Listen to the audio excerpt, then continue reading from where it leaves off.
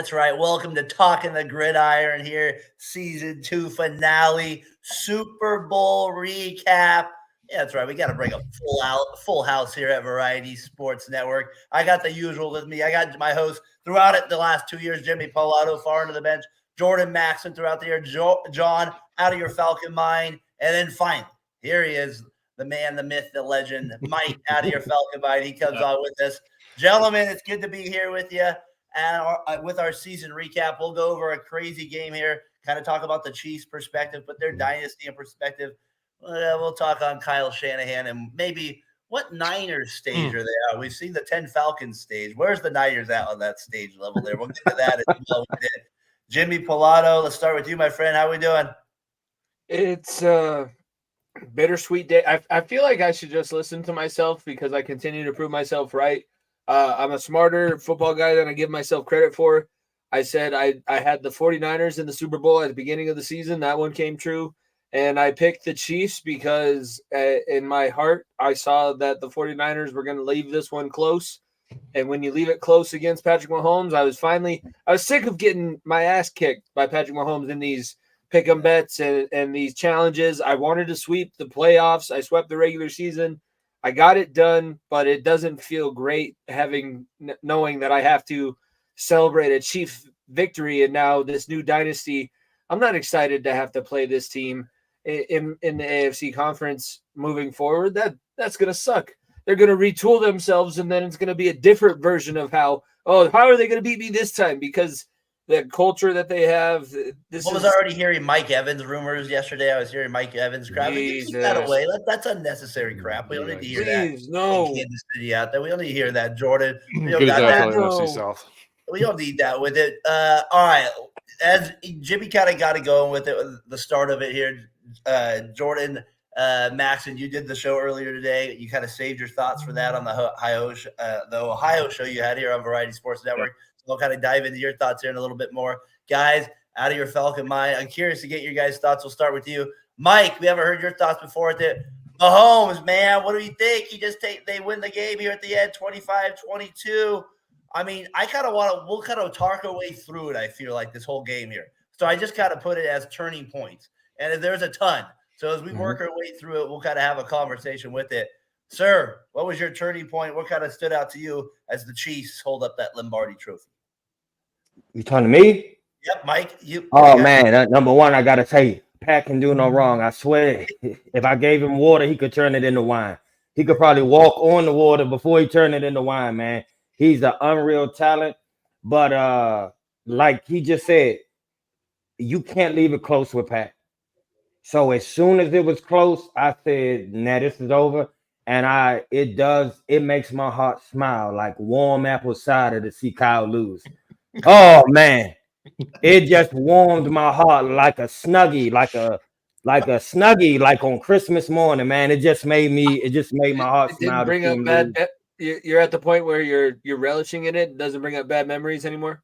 Oh no, because it's hilarious. He's like the ex-girlfriend. Oh, I hope you get in a car accident. I hope you lose your job. I hope you get evicted. I hope the worst for you in every possible way. And every time I see it, it makes me smile. And I'm not supposed to wish it on you. But I'm saying if the world happens to put it on you, I'm happy to smile. I'm just observing and smiling while that man lose and got to walk off the field. And I think John called it. He just outthink himself, man. Very talented man, but he just outthink himself in big moments. Great game though. It's interesting you say that, John. Do you feel that same way about Kyle Shanahan? I mean, obviously you probably feel similar to it. My thought is this with it, as I'm looking, I went through way too many notes yesterday with it. I'm like, is he now is he in Bills territory where we're growing up? Or yep, Bills, they lose every big game. Is he now the poster boy for this generation? Kinda. Yeah, gotta be. Because I'm with Mike. I mean, I honestly didn't care if they won or lost, but I mean, it's like when you blow the leads that he's blown, and I mean, granted, there's a lot of things went on in that game. I mean, ask me about a turning point, the punt off of the foot, that's. I mean, he can't do anything about that. But then I'm looking through Twitter and San Francisco fans everywhere, why are we not running the ball? I'm just laughing. I'm just laughing because, damn it, we needed to run the ball 3 times and we won the Super Bowl. And that's it. He didn't learn a damn thing. He didn't learn a damn thing in 6 years, 7 years.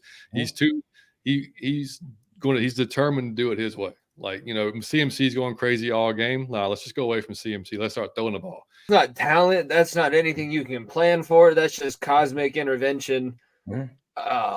It's like that. It's the Giants and 49ers in the NFC Championship game where it's like, did it really touch him? Did it barely touch him? Did it not? And it goes that way. You're like, damn. But it was, special teams and the team that ended up paying more attention to detail was Kansas City. Andy Reid. Kudos to him because I think I said on our pregame show, Daren, that he could overthink himself and coach himself into a situation that, not taking what's there. And he didn't do that this time. He was able to allow, he knew what this team was able to do. This was his best coaching. This is the best coaching that he's done because this is the worst team that he's gotten to this point and won a Super Bowl. Kelsey was able to finally get in his head a little bit. Like, come on, let's go up a little bit. Let's go. That was hilarious. But then give Kelsey credit because he backed it up, and in the biggest situation on that play, he smoked. Fred Warner. Sure. He smoked him. So never even had a chance. Didn't give my boy a chance. They said they clocked him at 19 miles an hour, the fastest he's ran in the last 3 years. It was Speaking of the fastest, though. The production value for John to say the play, and I don't know who pulled that play up.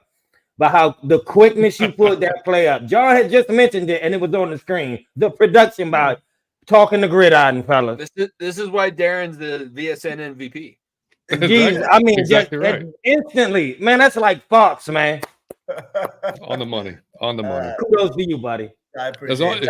It was also... John, it feels like Tyler's broken up, though. He just said that real quick. Just go ahead. We know the feeling, buddy. We know the feeling all too well. Yeah. Go ahead, though. Go ahead. Oh, yeah. Well, I thought it was interesting, too, like they chose to take the ball in overtime. Like, I'm not giving Mahomes a chance. Like, knowing what he has to do, I'm not doing Was anybody, truly aware what the best situation was going to be? Because I've heard enough shows talk about it. Why would you ever take the ball? Because you get the ability, the 4-down territory all the way down the field is a true advantage at that level. And with Andy Reid, they coached it correctly. They knew what they were doing. My guess would be that San Francisco didn't understand it themselves and didn't take the time to really learn it. And that's that attention to detail stuff.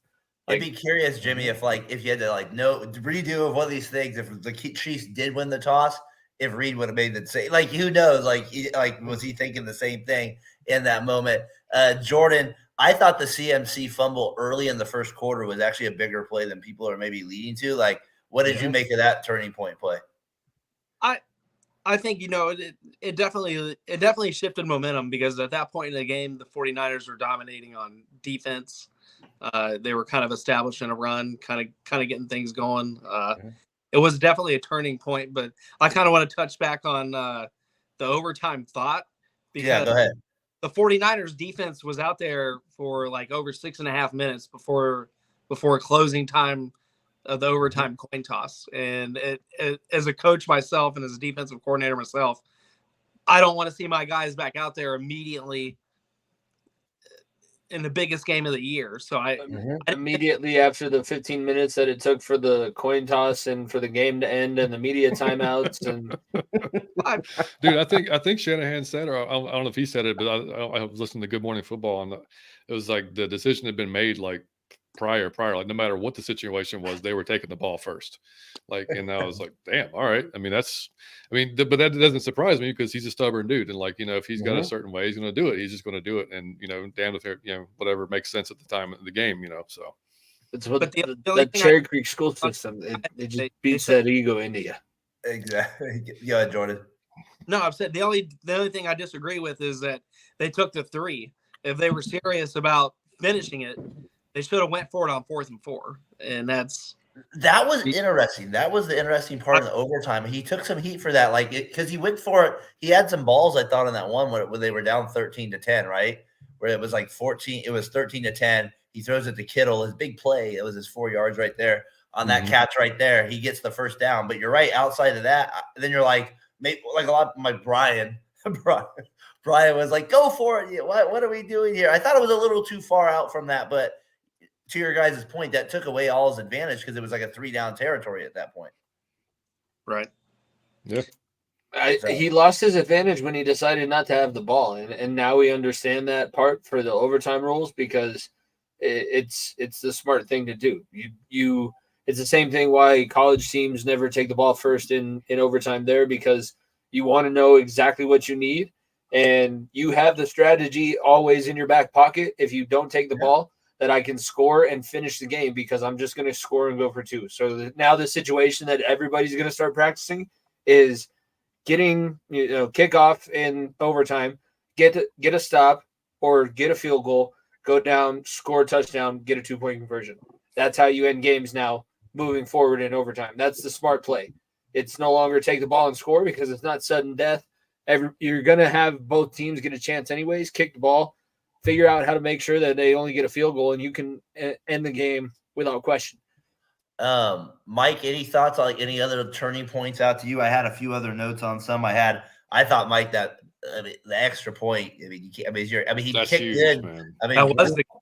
Shout out to my Warriors, Moses Moody. It was Jake Moody though. He missed the extra point out. He missed the extra point, or it's blocked, I guess. But it was a low kick coming out. I had that as a note. There was, I think it was before the 2-minute warning in the fourth quarter, there was a holding penalty, I believe, on the right tackle. He didn't let go. They had the outside. I thought that was a big play as well. That whole 2-minute warning thing too, Mike, was weird around that time because it was like, okay, if they get the first down here, they basically can just run out the clock. What did you kind of make of that and maybe some other turning points too in this game? It's like, man, if you in the Super Bowl or you in the playoffs, I think people don't understand your momentum, because like once it's gone, it's gone. In the Super Bowl, it's done. And as soon as it shifted, I was like, "Dog, you can't." It's Pat Mahomes. Like it's just Pat Mahomes. So it's like when that starts, like I said, you got to bury him. You got to bury him. He got to be under the ground with a coffin, with a tree, with a house built, and you got to stand on the house. It got to be raining. It got to be done. Because he will wake up and he will give it to he will wake up and give it to you, dog. It's Pat Mahomes. Yep. And what Tyler just commented too and said about the Greenlaw going down, that was, he was playing like that was big. What luck? That's getting cosmic intervention. He's jumping up and down, getting ready to go on the field, and pops his Achilles. Football gods, man. The Chiefs. Everybody's saying like, you know what I mean? Like the Chiefs have this, but that's part of it right there. Football gods love Taylor Swift. They want to be happy. No, man, I tweeted last night. It's the Ghost of Falcons Pass is what that shit was. It's like we're all over the field. We're haunting Shanahan forever. It's just Scrooged. It's Scrooge, but football form. Basically, yeah. And bro, Taylor Swift, man, look lucky too. Man, if you got Taylor Swift on your side, you got to win. I don't think she lose. Like, come on. Whoever side she was on was going to win the game. I'm sorry. It's Taylor Swift. Come on, Max Crosby, be the type. What are we doing here? Let's get to work. What are we doing? Let's go. Let's go. Max Crosby's happily married and sober. Thank you very much. All right. I don't know his married life. I just think of the guy. We need luck on that side. So those were like some big turning points. I thought for the Chiefs, I thought like if we kind of like, there's so many big plays. We'll get to it here with it. I feel like with the Chiefs, that Mahomes part of it, that magic they kind of have with it. I think, did you guys all have that same feeling I had? Is even though it maybe was the right play in overtime on that 4th and 5, we discussed it. It was almost like giving Jordan the ball against the Utah Jazz and Brian Russell. It's almost like you're playing with death there. Like this is the wrong guy to give the last possession to, and like it's almost like you might as well go for a touchdown there if you're Kyle Shanahan and just. I mean, you're gonna give him the ball anyways. On it. I mean, what do you think there, Mike, with that? No, you spot on right. Jordan had the ball. It's like our kicker, right? Cool. If y'all know that is when he tried on the field, it's done already. Like I'm in my mind. We won. Like he's gonna make it's like Jordan. Like he got the ball, he could be dribbling up the goal, he could get double team, and I about know like, well, he gonna make this. And the same thing with Pat. You gotta shoot him 110 times, stand over the body, drop a bomb, stab him with a sword. You gotta set him on fire. He will come back to life and kill you every time. And as soon as he had the ball, I'm like, it's over. Yeah. It's Pat Mahomes. He can throw. He's the only guy I know that he could be running right, throw it across his body, across the field, spot on accurate. Wasn't he 8 for 8? Wasn't he 8 for 8 in that last drive? Yeah. All of a sudden, he's running college option plays here. For running them very effectively. And by the way, passed for 315 yards. Mm-hmm. And Travis Kelce had 1 yard at halftime. Yep. So hold on. Y'all remember Michael Jordan? He would already be like killing you. And then if his team was on the line, he would go up a notch. Yep. Like it was like he was like, man, what? He like, yo, we down 8. Give me the ball. Then he just scored like 10 straight points, and you'll be scratching your head like, what did I just see? Same thing. He took it up a notch. And to your point with that, that's how I felt like when they had that muff punt. I'm like, well, they're going to get a touchdown. Sure, that's the first play. First play. It was like you just knew it's automatic. It's not like Aiden O'Connell, yes, field goal. It's like it's a touchdown right there. It's go ahead, Jimmy. They don't find a body. They don't take prisoners of war. Yeah. They just go for the head. They have no interest in taking in allowing you any chance to be in this game. If you give them that opportunity as a wrestling coach, they're just going to stick you on your back. They're going to pin you in that first period. Guess what? That's what happened. They lulled you to sleep, and Patrick Mahomes ran all over your defense. That defensive line was just, they were outmatched all game. It was wild to see. I didn't expect it to be that way. And at halftime, I kind of figured something was going to change. It's what they always. It always gets tighter at halftime, but it was like a mixture of play calling and performance. And it's what I said in 2016. It's what I said in Super Bowl 56. I'm like, damn, it's just a mixture of performance and coaching. And I'm like, I almost fell for it again. I picked the right way this time, but I was like, damn it, I hate being right sometimes. Sometimes it sucks being this good. I gotta shout out the Chiefs defense too, man. Like Chris Jones, even though he didn't get a sack. He affected that throw that was probably could have easily been a touchdown.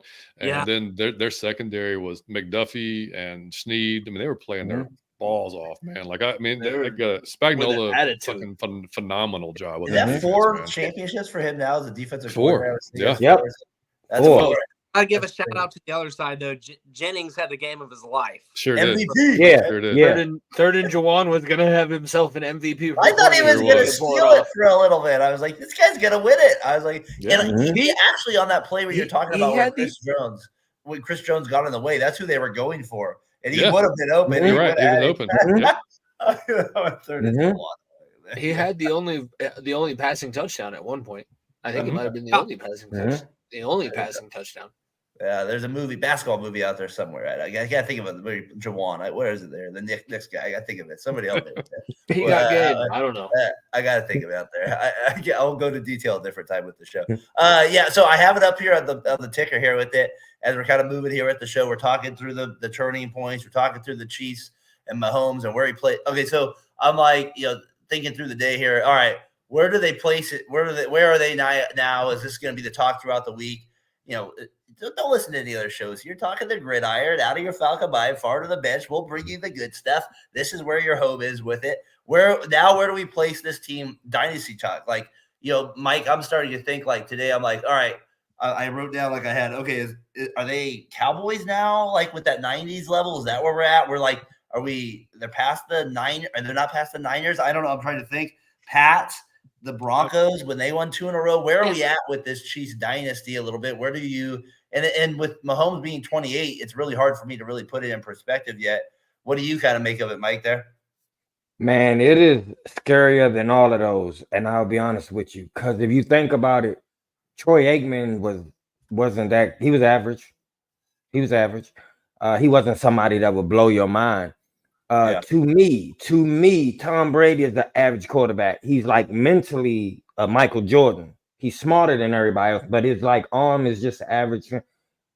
Now, when you see Pat Mahomes like with Andy Reid, man, that could go on for a long time. Like that could go on for a long time till we have to we got to cut some brake lines, or we got to sabotage in some way to get them off the spot. Because I don't know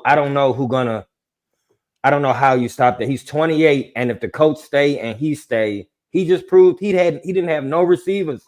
He was throwing to me, John, Jordan, Jimmy. Yeah, he was throwing to us, and he did it and they won the Super Bowl. So I'm not going against it. He lost Tyreek Hill and still won the Super Bowl. I was that white guy that recovered that fumble or whatever. That's who I was. That was Travis Kelce. That's what Jen Nance thought. Every white guy that was around the football was like, "Oh, Travis Kelce." Oh, I'm sorry, that was Noah Gray. Oh, Travis Kelce. Oh, that was Noah Gray also. Travis Kelce's the one that punched Andy Reid in the stomach.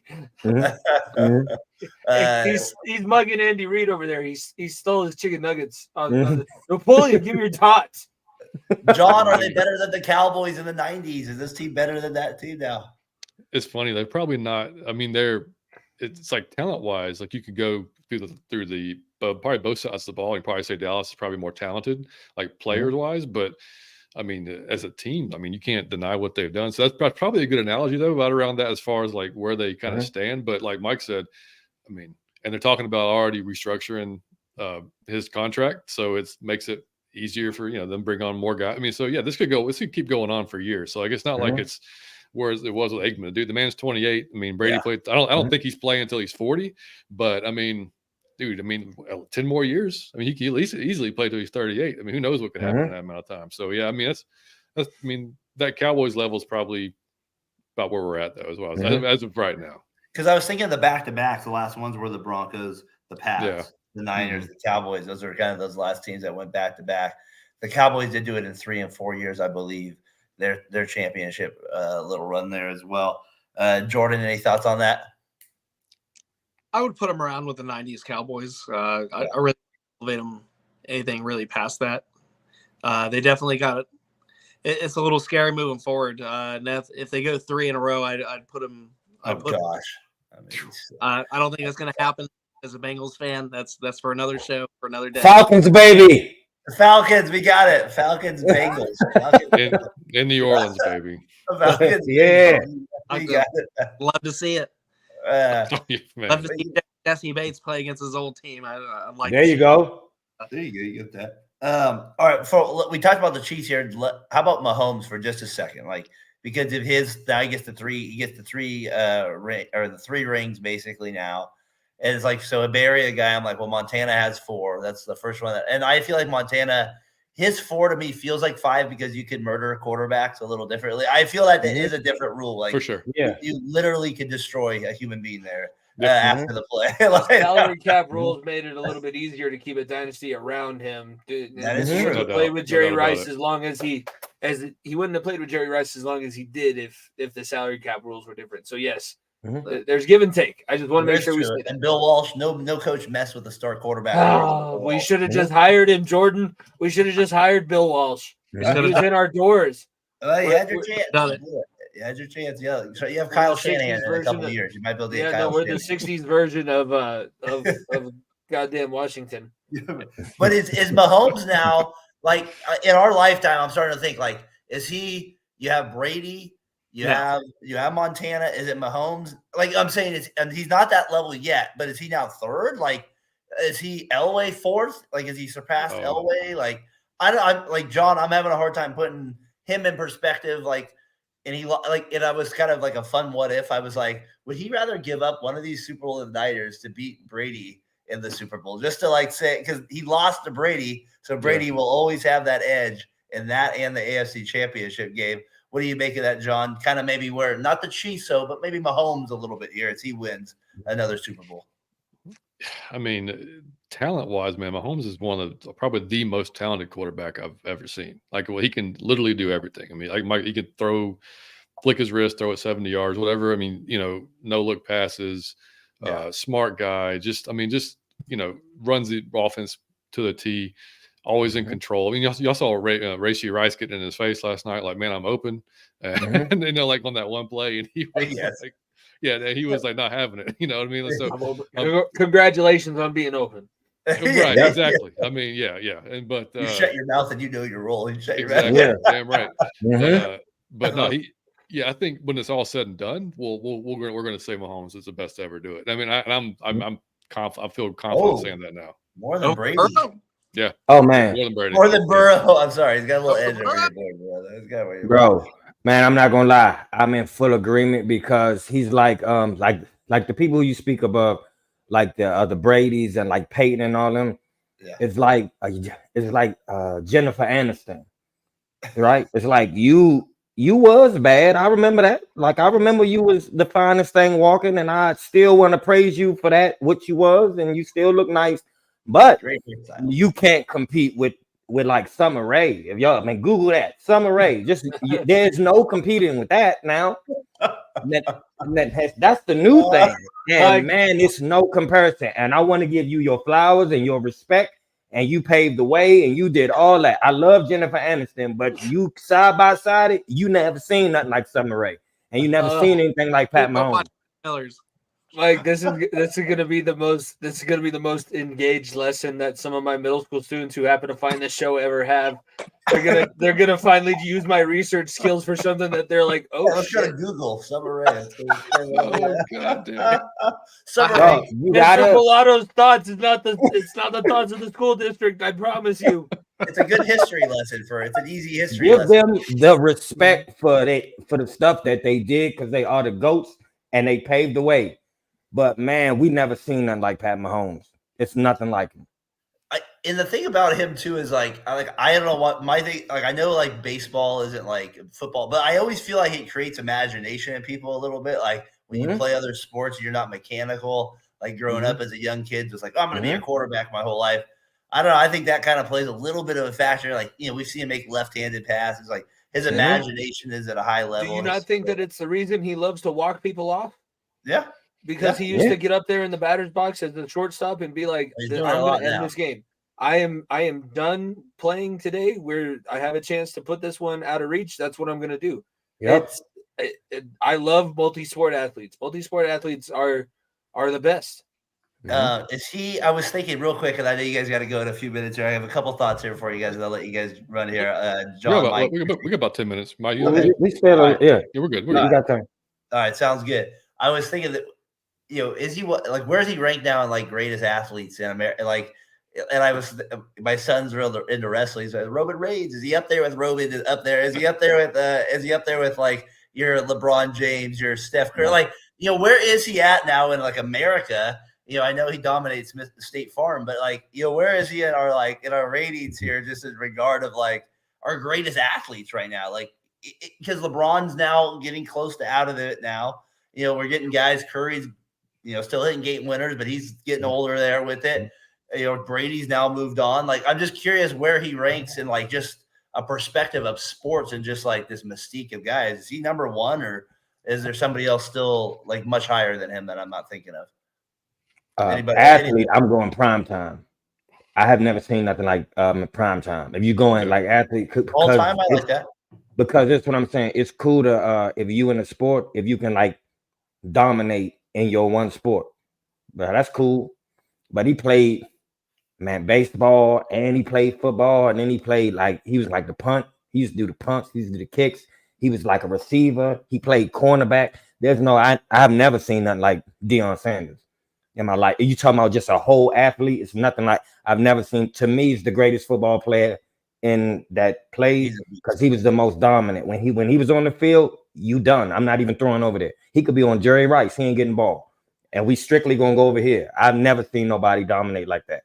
Do you think Mahomes is the most dominant now, though? Do you think is right now, is there an athlete better than him? And like out of all the sports, Major League Baseball, football or basketball, is he the most dominant player right now? Yeah, after Floyd left.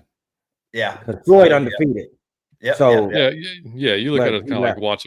Yeah, you look at it kind of like watchability, right? Like if he's like who if it's on TV, are you gonna watch it? Like, and I mean, if he's playing, I'm gonna watch that game. Like, like that's I mean, I'm gonna tune in, like regardless of what, if it could be week 1, like a week 4, a meaningless game, or whatever, like I'm gonna tune in and watch Pat Mahomes play. So I mean, it's similar to like LeBron in his peak, Curry, Kobe. You know, anytime those guys are on, like I'm gonna watch it. You know, so yeah, I think definitely he's got to be up there. I just gonna say he's as showtime as you get right now for the NFL. Yeah. He's as showtime as you get with it. He delivers every time too. If it's not, what was the stat that caught me the most off guard? I knew it was. What it was before we move on was what was he down by 10 in all 4 Super Bowls or something like that, or 3 of the 3 Super Bowls he won. Like because he needs to make it a little bit. He needs to botch at 10.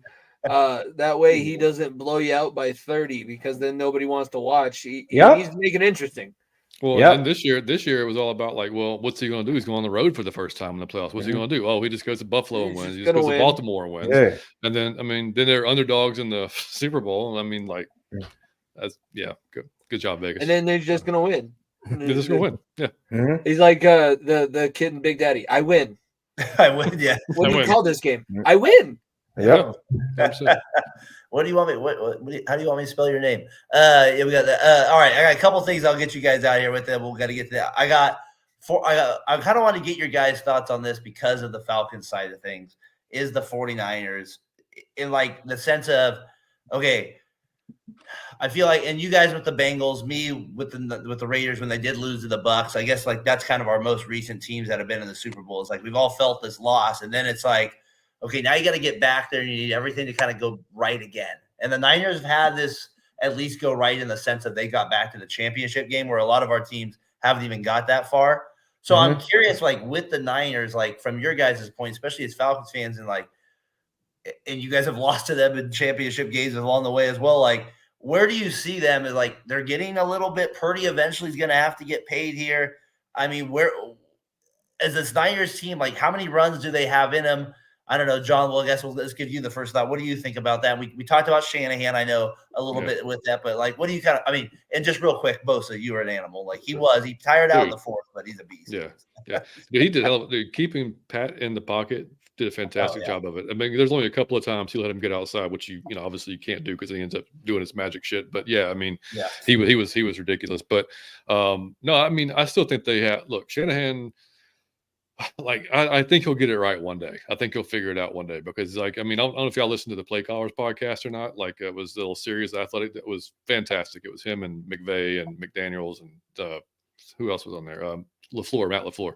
And he was talking about like offense and how it's always like a kind of a just ever changing kind of just like he's always trying to adapt to it. Like it's his offense, but he's going to be adaptable to whatever's going on within the game. And like, I just feel like Purdy's not, like you said, he'll get paid eventually, but he's going to be cheap for a few more years now, at least, you know, and then he's going to have those guys, this defense will be back, you know, I mean, he'll probably add to the offense. Like, I think they're going to be around for at least a few more years. I don't think that they're out of it yet.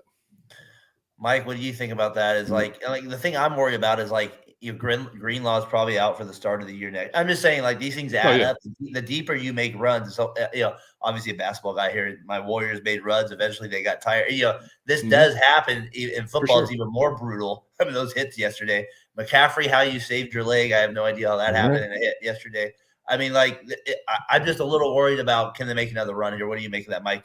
No, I don't think so. Man, they'll lose faith in him eventually because he always fumbled in the big moment. Yeah. So he'll probably get you there. He'll get to like the championship, but he'll fumble every time. He's proved himself to panic in the big moments or like to overthink. He think that I'm thinking that he thinking that I'm thinking that he thinking that I'm thinking that he thinking. So I'm gonna do this. What? We just had a whole season of that, so we're very aware. Yes, just do what's working. Yeah, what are you doing? So I think he will overthink himself, but he's a genius. But I don't got him winning the Super Bowl. What was that trick play was one of the that was one of those when I rewatched it. I was like, I'm confused even watching it, but it worked out. It was still like it took like 9 months to happen. Go ahead, Jordan. Go ahead, Jordan. Say that again. I was saying, I haven't seen anything like that since Antoine Randall for the Steelers when they Hey, I was thinking, what are the best trick plays in Super Bowl history? I forgot about that one. I was trying to think, like, not playoff history, like Super Bowl. I mean, obviously, Wycheck. Philly special. Philly special. That won't change Philly my special mind. Was the one. Yeah, definitely. And I forgot about Antoine Randall. That was I forgot about that. That'd have been a good underrated wide receiver there tonight we were talking about. Yeah, remember? Like quarterback. Yeah. What college did he go to? Basketball player too. I feel like is it Indiana, something like that. He was Indiana, yeah. It was Indiana. Yeah. He played basketball too out there. I think. All right, so you guys, Jimmy, do you feel that same way with the Niners? With the chances, like this isn't like the end of the run. As Shanahan got on the screen, what I have his quote after the game. We're hurting right now. No, you know what? But it doesn't take away from how proud we are of our team. We'll recover and be back next year strong. I don't know. I'm just this guy where I guess I'm more, like I said, I've been through the ringer as a fan base, and I'm pessimistic about everything. So you don't give me, there is no guarantee. I'm like, I don't know. I'm just like, you're going to be back next year? I don't know. I mean, you got to pay Ayuk, you got to pay Samuel, Greenwell, so I don't know. It took him another 5 years to get back. So what do you your last thoughts on that, Jimmy? I think at some point there's something good in the fact that you see this and you understand what it takes. We talk about it with this state tournament. Like sometimes people should win 4, but they don't win their first one because when they get to the state tournament, it's too bright and they screw something up and it's not something, just the moment gets too big. Yep. So now seeing like Bosa, like we said, yeah, you played great and kept him in the pocket for so long. You got to train a little bit harder so that you could keep him in the pocket the entire game. Because if you don't let him roam a couple times, you get a couple sacks where he's able to make and extend plays. This game can turn out differently. And I thought that they would have learned from their mistakes the last time. And the fact that we're sitting here and it feels very eerily similar to back in 2020 when you're like, what are they? Kyle Shanahan's going to learn from this. He's going to be paying attention a little bit more. He's going to do the things that are working and are going to win him the game. Nope, didn't happen. Okay, well, their players are going to be able to step up and make big plays in big moments. Fred Warner gets cut on the inside by Travis Kelce like he's standing still. Oh, wait, he was standing still. Jimmy, they had the ball for 3 minutes in the third quarter. Run the ball. I mean, my God. That's it. No, run the ball. Yep. Run the damn ball. Pass, punt. Pass, punt. Your defense is exhausted. I mean, even in overtime, the first 3 plays, if they didn't get bailed out by the penalty. Oh, they got so lucky with that. It was 3 straight plays. It's unbelievable. Well, dude, look, he said after our Super Bowl meltdown, like he said, look, that was just our offense. That's how we played it all year long. We're gonna keep. Hey, dumbass, it's the last game of the year. You don't play it like you played it all year long because all you need to do is run the ball. Even if you get 1 yard, you're still in field goal range. You kick the game and it's over. Like you don't take the end zone shots just to show your balls, man. Like it's not. It's like so. It's just he has to do it. We don't want to see your balls, buddy. We don't want to see your balls. He outsmarted himself with that 2-minute stuff around the fourth quarter. Like I said, that was the game. I was like, man, if we have Dan Gamble here, we maybe get this done. Like we just got to get that right. We needed the right mindset with that one a little bit with it. All right, Abe, we're kind of getting to the third quarter of the pod. I know you guys got to run here with it. Before you do, I did want to kind of get you one little Falcons thought here before you guys get out of here with it. Again, appreciate your guys' time. Appreciate you guys jumping on Talking the Gridiron. You guys, obviously, we've mentioned you guys kill it over there at Out of Your Falcon Mind. Thank you, man. Glad you guys are part of Variety Sports Network. Always get to check out the show when I can over there. Always start. You guys, sometimes I like it when you guys start at 1:30. I'm on lunch at work, and I like it. 3 hour. These guys are I'm at lunch, and these guys are starting the show, so I can comment in a little bit there with it too. I guess I had my kind of last thought here with the Falcons side was obviously you guys hired the quarterback or the coach. You did the podcast with him on it, but I think if me, Jordan, and Jimmy were just going to ask you the one question here. The quarterback. I mean, like, is it draft, free agent, or are you running it back with one of these guys? No, don't even speak. Okay, just making sure. That's not even a thing. I'm not running it back with anybody on that roster. That's bad. The roster's okay, except for like that one position in particular is pretty bad. I was talking about the quarterback. I apologize. Yeah. Any quarterback on the roster. Yeah. All right. you guys and Bijan came out with some comments. I thought last man, week and he's the nicest person on the planet. Yeah, yeah. And he was like, yeah, it was time for this was a good change. Like, I mean, like if you got him saying that on national TV, like, yeah, it's time for a change then. But no, we're the best case scenario for us is we've seen so many different, like there's guys now the Pats may want to come out of 3, so and your Raiders possibly might be trade partners, move up to 3 to draft a Jaden Daniels or a Drake May or somebody like that. I'm down for that because like we played a dollar store game the last few years and it don't work. Like those quarterbacks don't work. So like just go get your guy. Like if you think one of those guys is your guy, like I'll be okay with them saying like, yeah, okay, we see these traits in these guys, let's go get them. But probably best case scenario, we do get a veteran quarterback and we still draft a guy and let him sit for a year, year 2, whatever like that, because I mean the roster itself, the defense was ready to win last year. Offense did not keep up their end of the bargain at all. So when Raheem's press conference, they asked him, what was exciting about the team, he mentioned Drake London and Bijan like we're off the cusp, like the quarterback wasn't whispered out of his mouth. So like that's there's no reason for that. I mean, so like Heineke will be cut, Ritter may stick around to be a backup, possibly, or they may just say, you know what, it's best for you to start somewhere fresh, somewhere else, who knows, but like Walgreens and Target, he can go to Walmart, he could go to Jersey Mike.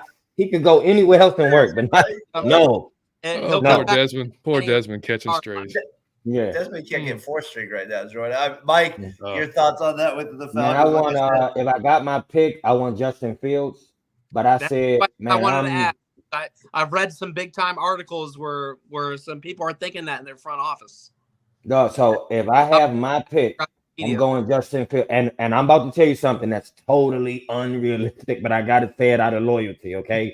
I want Justin Fields to start, and I want the guy behind me to back him up, okay? I want him to get hurt in the Super Bowl, and then Matt Ryan step in, win the Super Bowl, get a ring, and then Matty Ice, like we put him on the shoulders and we walk him off the field for one last time, all right?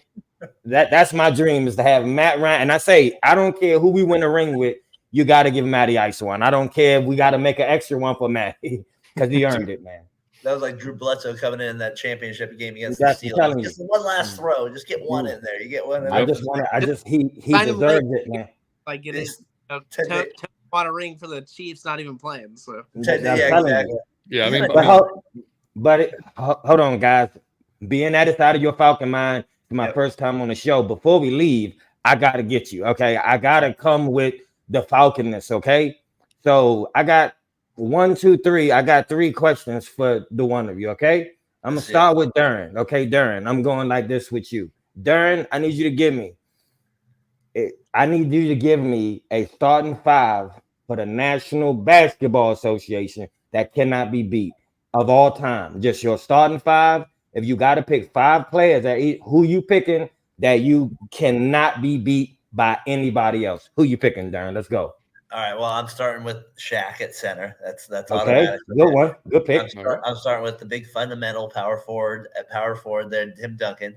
I'm going him over there with it. I'm gonna maybe mix up the small forward. I'm gonna the small forward with it. I'm gonna go one of my favorite guys at small forward of all time. I'm gonna go with Clyde Drexler over there.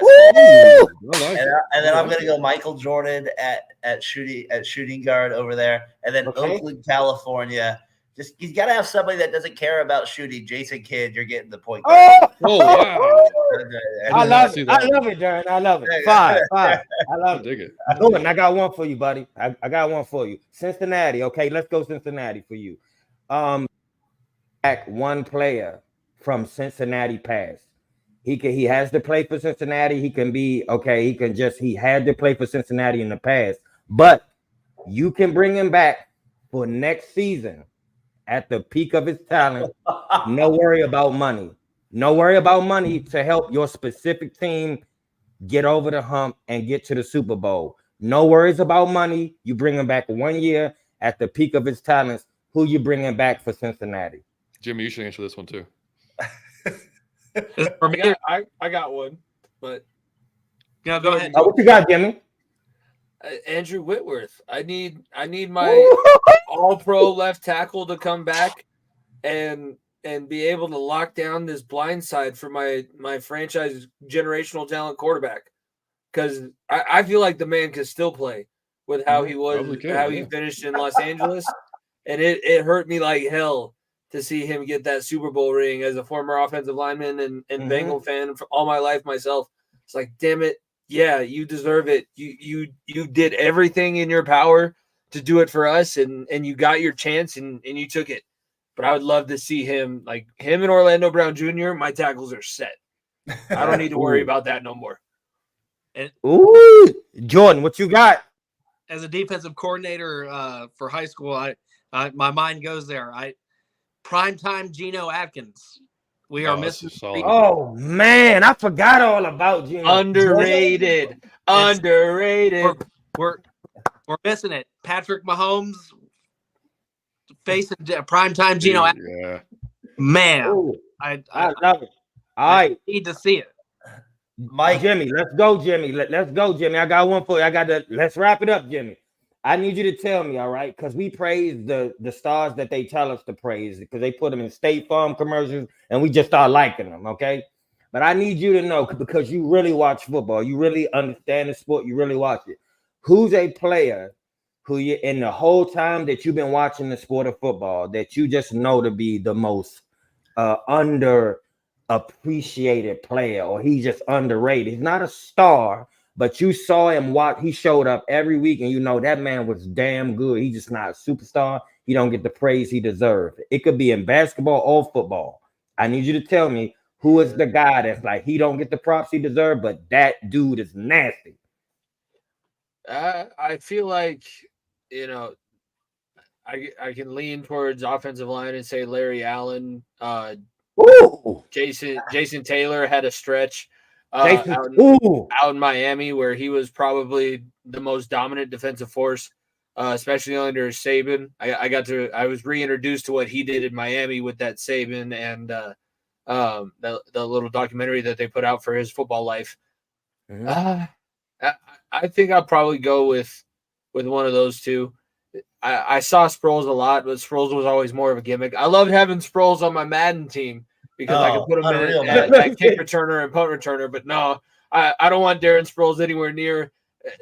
What a name. AJ Green, CJ Houshmandzadeh, those guys were I remember like all the way back to the first few Bengals games that I went to in Denver and like wearing the opposing team's colors, getting to feel, you know, exposed to that vitriol that you get.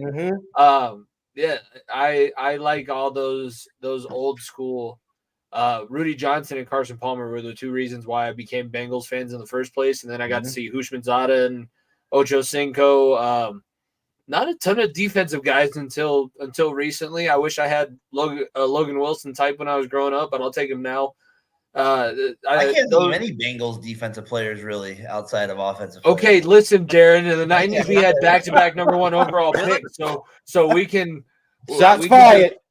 Dunlap won one for the Chiefs. Carson Palmer. We both have Carson Palmer. Mike, take off his hat, Daren. He's gonna hurt you. Leon Hall. Well, at least he doesn't. At least he doesn't have his. At least he doesn't have the. At least he doesn't have the Marines hat on. If not for the neck injury, you know, I think David Pollock would be a huge conversation. Yeah, big time. Is Atkins and Pollock both from Georgia? Is Atkins and Pollock both from Georgia? Is that where they both went? Yeah, they were. They both from Georgia. Yep. Mike, let me throw it back at you. I asked my family this yesterday when they come over for Super Bowl memories. For my first, and I asked Jimmy this. His was the Broncos Packers. That memory. My thought. I always like to do a around Super Bowl time. Like it doesn't even have to be like the thing you remember. Like just kind of like your first kind of. For me, it was I was 5 years old. Broncos Niners is like going over to my grandparents' house, like people wearing the shirts, everything fired up. Do you have one that sticks out where you're like, oh, this is different? This is Super Bowl that day. Oh man, I'll be honest. I don't have one for the Super Bowl, but I have one that started me with the sport of football. I was 9 years old. I used to thought this is a boring sport. I didn't watch it. Everybody else would watch it. I didn't watch it. And then I had turned on the TV one day, and it was this dude. He just kept dancing. He had on all this jewelry. And I was like, man, they are having fun. Who is this team? And I like the colors. And it was Deion Sanders, and he used to dance, and he had a hammer on the sideline with Holyfield was on the sideline. And these dudes was just having fun when they would get a pick. he would run it and then like lob it back to whoever else, and then they would run it and throw it to somebody else. And this team was in the locker room dancing.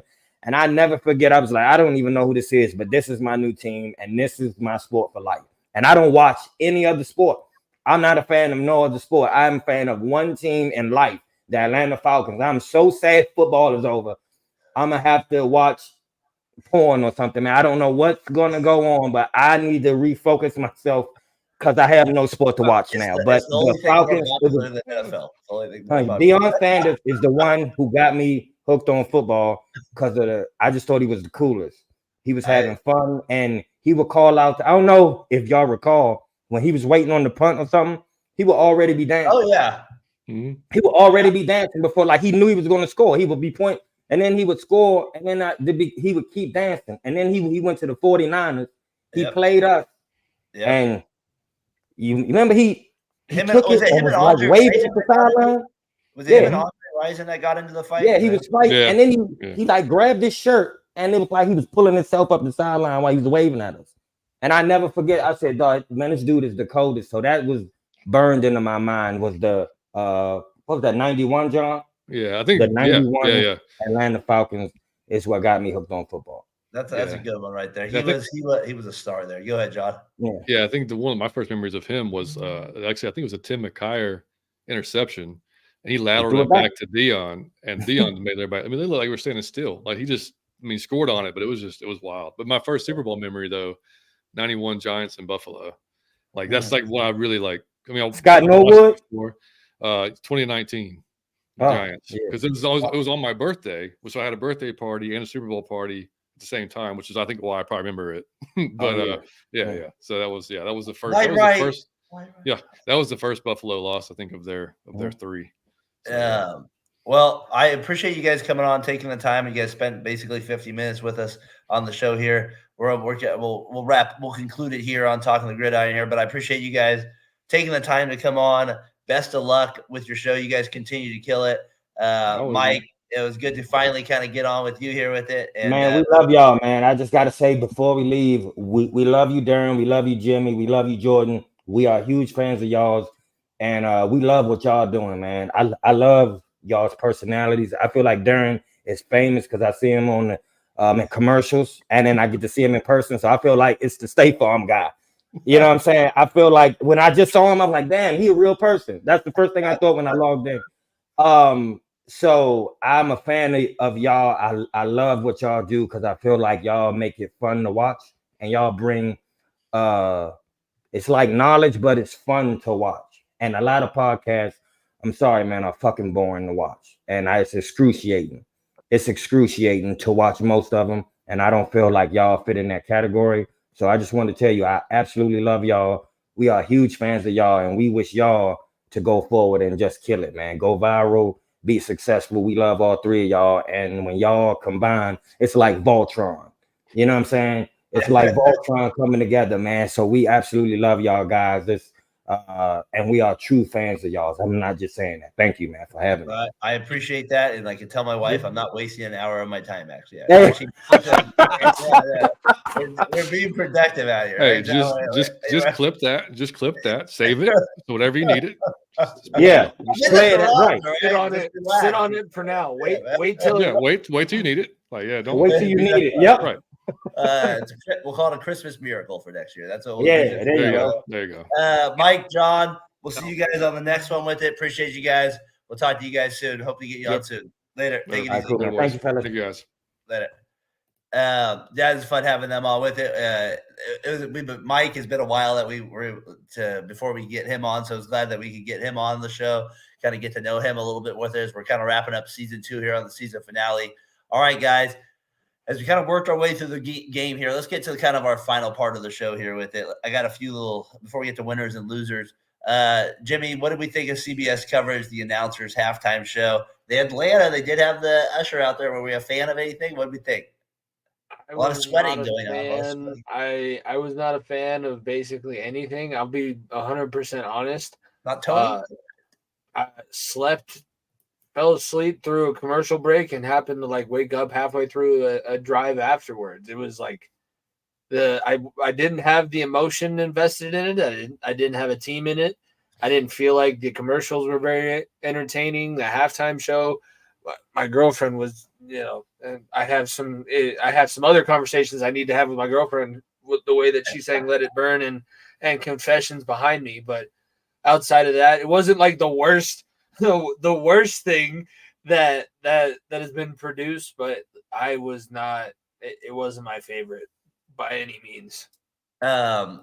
My wife, big fan of the Yeah song though. College, sorry, we won't go there, Hannah. That's the only thing I truly remember. I know that he took his shirt off one time, and I said out loud, like CBS is gonna get fined, so CBS is out like a couple thousand bucks.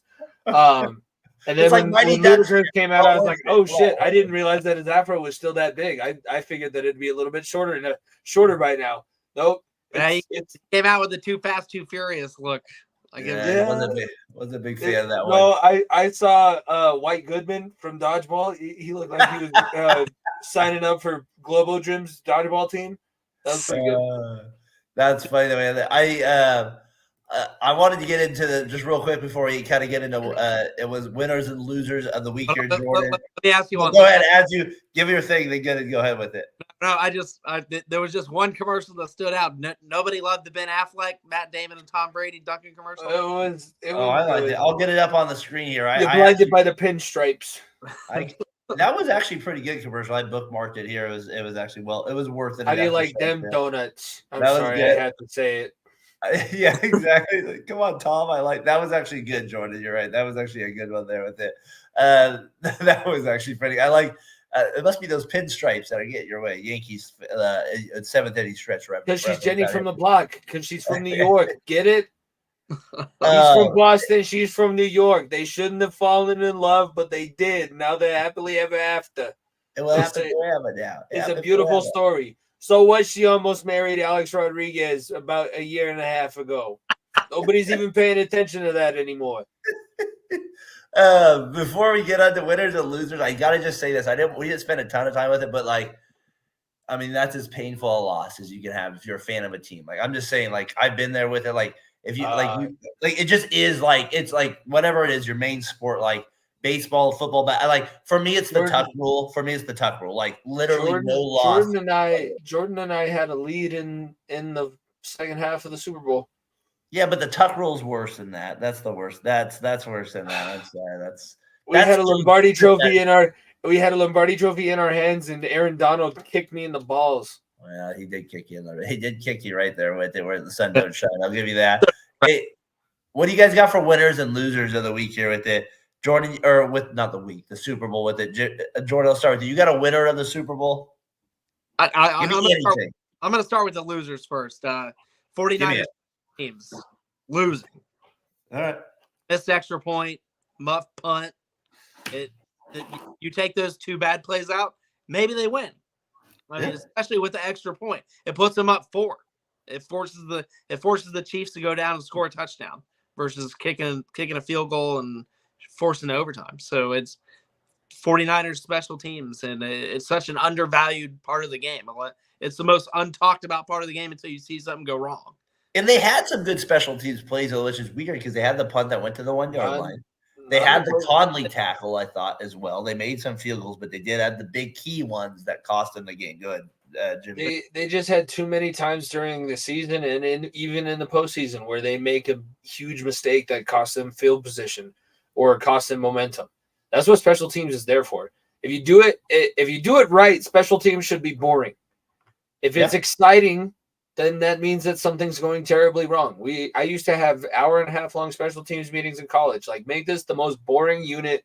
We repeated the same things over and over every single week because it should be boring because everything is the same every single time.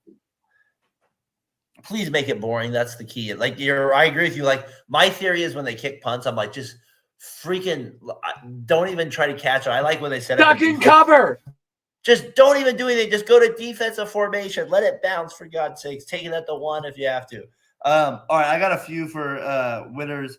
Jordan, you got a winner then too? Winner, Taylor Swift. Taylor Swift. Brittany Mahomes for not allowing Jackson Mahomes in her Super Bowl party. Yeah. The Uber driver's family. So I like that. It's season 2 finale, Jordan. We're getting a little off base. It's all right. That can happen. So. But no, I'd say, I mean, Patrick Mahomes is your obvious winner. Made the big plays when the big plays had to be made. He made them with his legs. Nobody spotted the quarterback, and Andy Reid exposed it there at the end of the game. So the 49ers stayed in a Tampa 2, which just pissed me off the whole third and fourth quarter. And they paid for it. So. What a defense. What a defense, the Tampa 2. Jimmy, you got a winner there? For the game specifically? Or anything commercial, anything. I don't care what the winner is. You got a winner for it. I will say Jennings, even though they lost the game, Jennings is a winner because if he stays there or not, he won a contract. Out of Tennessee. Play next year. Midwest boy out there. We got him out there. Midwest guy out there in Tennessee. That's true. He did. I'll say my winner, and I'll make this a totally selfish. This is just a twist to knife in those little 49er fans that I had to have my beef with all season. Brian Johnson out there. Brian Johnson, Tyler. I say that the Bengals are winners because we kicked the shit out of the 49ers when we played you during the season. And we were close to beating the Chiefs with a backup quarterback. So we were just as close to beating the Chiefs as you were, and we dominated you. So ergo, we were a better team than the San Francisco 49ers. Bengals are number 2 team in the NFL this year. Book it. Write your checks home. That's how things work in this household. I have the microphone last, so boom. Take it to the fucking bank, baby. I just literally had Tyler text me at 6:53 because he was saying, "Do you want to come on?" I was like, "Do you want to come on?" And he goes, "He just said it's still too fresh." So you know that he said still. He would have cried if he would have either cried or screamed at me with what he just heard. That's fine. He's gonna bust his car stereo tomorrow morning when he's driving into work. But that's fine. It's the truth. I'm gonna sit here and I'm gonna say it. We were closer to beating the Kansas City Chiefs with a backup quarterback than you guys were with your goddamn starting offense. I know that Greenlaw tore his Achilles on nothing. That's on you. That's all you. Here's my winners of the week. I got Ben Affleck commercial, Usher halftime, Reba McEntire, nice Swifties, beer chugging. Taylor, she did do the beer chugging. That was impressive. I'll give her that. with it. NFL monopolies. Yes, they're definitely like NFL is a monopoly. This sport is just taking over the world. Everybody watches it. They're the winner of the week. I have Vegas is a winner of the week. It seems like everybody liked it out there in Vegas. And like I said, CMC not breaking his leg on that one tackle across the middle. That's a winner of the week as well. My losers, TVs being broken. There's a lot of TVs being broken. I saw across Twitter, chairs being thrown, nets, whatever. These aren't Cowboy fans. These are some civil people. Come on. It's very similar. It's very similar. The colors actually are the only real difference between the two fan bases. And they treat TVs just so poorly. Throwing chairs into the TV. These are necessary people. So TV's big loser. Streakers. I mean, come on. You don't buy tickets to the streakers. You're not a streaker unless you're fully naked. I don't want to hear it. That is true. Greenwall injury. We talk about that. Wizard of Oz commercial was the first one for me out here. Very poor decision out there. That was during the Super Bowl. Not a good one. Now I'm talking after kickoff. That was the first commercial that I count. I didn't necessarily will not see that movie. And then my final one for loser of the week. Niners Mystique is definitely the biggest loser to me. The 5-0 was a big thing to me as a kid growing up. Yeah. In the Super Bowl. Now they've lost 3 straight. You know, that Mystique, right? They could have 8 right now. They have the most. I feel like those are my winners and losers of the week there with it. Jordan, biggest storyline real quick. We're at the very end here. Biggest storyline headed into the next year in your head right now. What do you got? I do want to give out one more winner. Go ahead. I'm going to give a winner to the Nickelodeon network because that's SpongeBob, the little SpongeBob concert. Take off. I loved it. So, it's one more kill. Yeah. The last one that's right. Oh, yes. I like that one. That one is good. What Jimmy? by some, what was it? Something like you don't want to be when Patrick tells you made an interception or something like that. I heard somebody said like that. It's not a good sign. He jumped off sides and Dora the Explorer gets to explain it to America what just happened. Yeah, so you see what happened was number 71 was not very smart, and he moved before the ball was snapped, which is very bad. Do you need a map to the end zone? We don't want that from Dora there. Help me find the open zone. Do you Jordan, see it? Use that for your defensive coordinating strategy next year. Real quick, headline, just in the next year. First thing that comes to mind. What do you got? Joe Burrow's comeback, baby. Right. Healthy, coming back with a vengeance. Still 3-1 against Patrick Mahomes. Let's go. That's my storyline. I'm sticking to it. Jimmy, what do you got? Running backs are obsolete, and they proved it because both running backs choked in huge moments and almost cost their team the game. 2 huge fumbles that totally flipped momentum. Running back position, as much as I hate it, is dead. Man, I think he would have won MVP though, even with Jennings. I still think he would have won it unless Jennings got another. 49ers win and Jennings doesn't win the MVP. I think he should stab somebody. He had 160 total yards, though. He did have 100. All right, my biggest storylines, I said it. Bills, Bengals, Eagles. Going right away, those teams jump out to me next year. Texans, C.J. Stroud, Bryce Young, and then Chiefs 3-peat. Those are going to be my 4 kind of quick things that come to my mind when I think of that. Go ahead. The Bryce Young bust. Yeah, that's kind of why it's on my mind. Like, is this going to be the end of is this going to be the dagger here that comes to it? Jimmy Pilato. We're at the end here with it. Let's end it with this, my friend, as we wrap up season 2 here on Talking the Gridiron here, Variety Sports Network. It's on far end of the bench as well. Make sure you take it out there. What's your biggest takeaway from this season? As we say goodbye here, I got it on the ticker here at the bottom. As we say goodbye here to the folks here, we wrap it up. Talking the Gridiron. Jordan's been with us, I think, since about week 6. I feel like, Jordan, you've been with us. We had Brian early carrying some of it. You went on.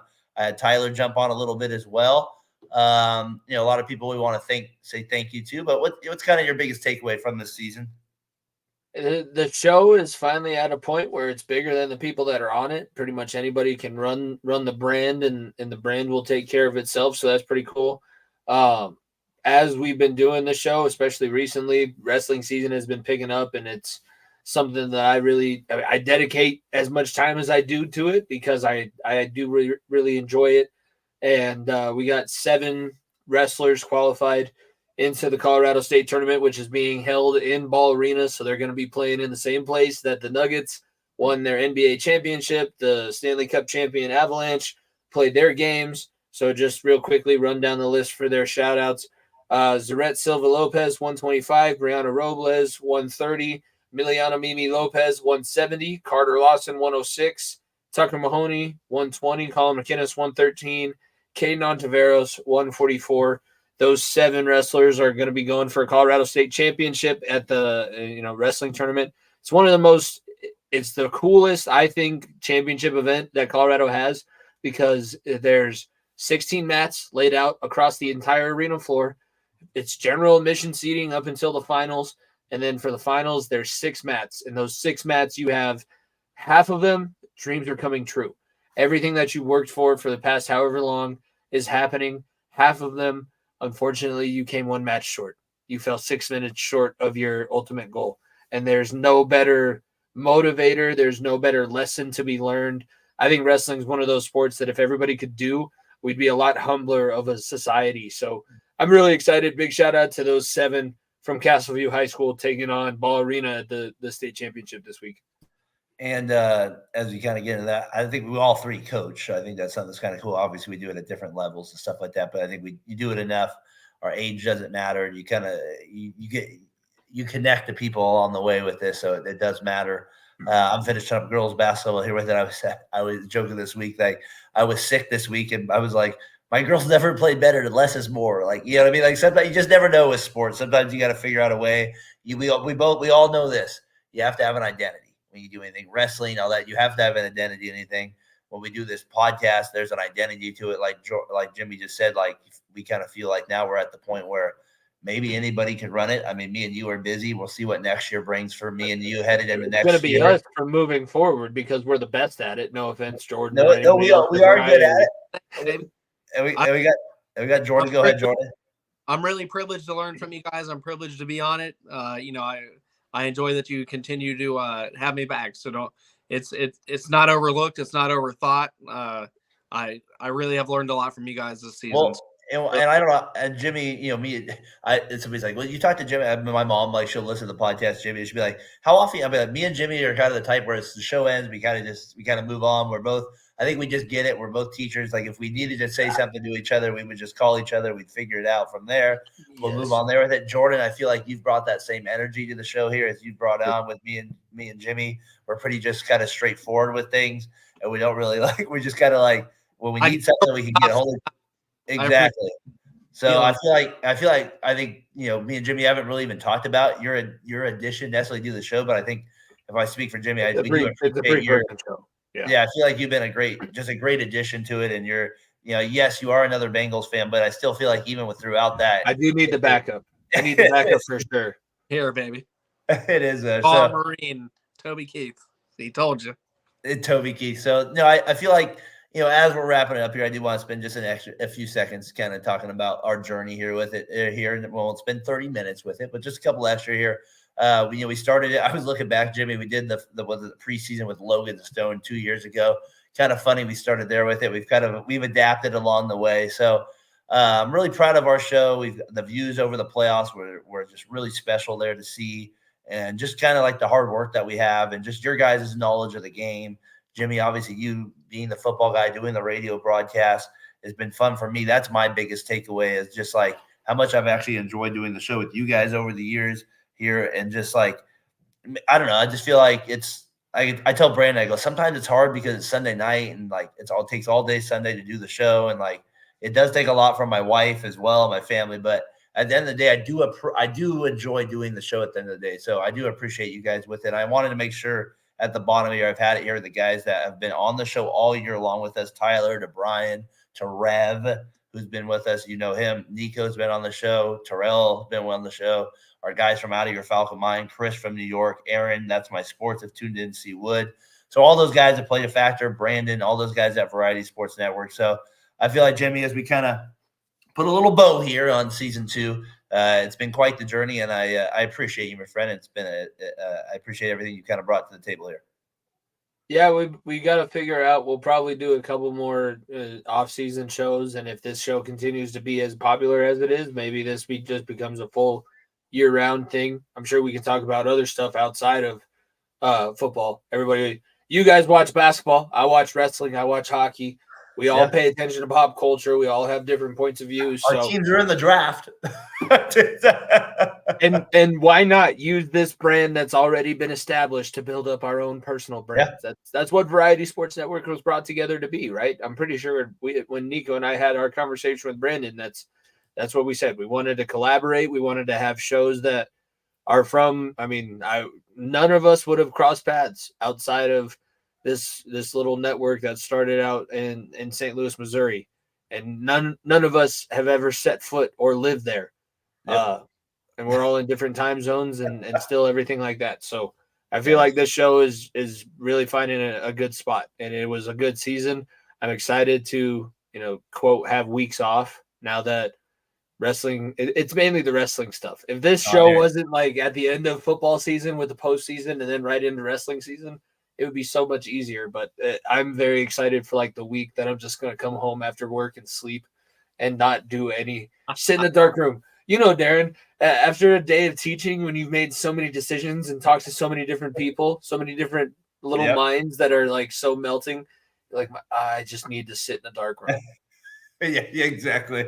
Nothing on, no podcast, no music, just silence and darkness. That's all I need. I don't need to know why your first grade body has an ankle injury, and I just saw you running down the playground 5 minutes ago. You get your butt on there, and you run a lap right now. That's what we're doing. I don't want to hear it about your ankle, lady. You get out there, you run a lap. You're about to trigger me, and I'm not going to be able to go to sleep. I'm getting my adrenal glands are secreting. You're gonna bring out the drill instructor in me. Exactly, Jordan. I need you out there. I wish I could be the way a drill instructor was. That would be so much simpler. It's Jordan, so straightforward. I need you for my 7th grade boys out here once in a while. I need you out there for them. I need you next week. We'll get you out there. Daren, the 7th grade boys are you'll be surprised. mystery, aren't they? I will show up.